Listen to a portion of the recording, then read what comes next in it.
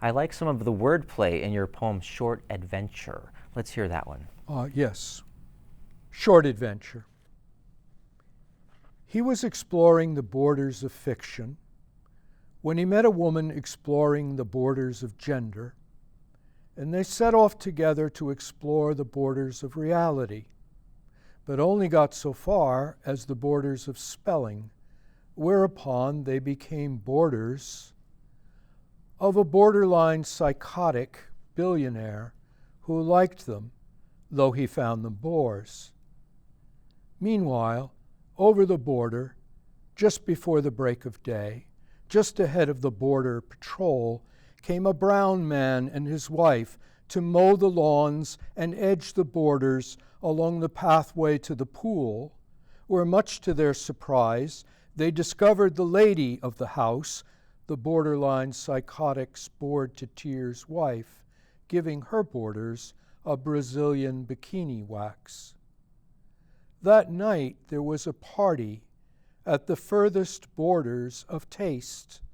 The borders and the borderline psychotic and his wife ate the brown people with chilies round the borders of their plates. Now, why do you want to horrify us with a scene of cannibalism? Well, probably in reaction to scenes and events that horrify me. Although I can't tell you precisely how this poem came about. I do know that I seem to be hearing a lot of talk in the media about people exploring the borders of this and that, the boundaries of this and that, as if to say, what a bunch of adventurous, transgressive folks we educated white bourgeoisie are. And I began thinking of people at the borders of life and death, of starvation and being fed, and just ahead of the border patrol.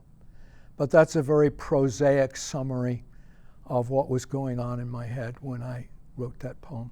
But I wrote it fast, and it's clear that I was angry when I wrote it.